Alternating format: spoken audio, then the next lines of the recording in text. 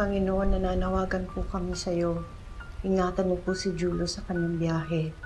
Ilayo niyo siya sa tukso at masasamang espiritu at gabayan siya ng mga anghel na makabalik rito.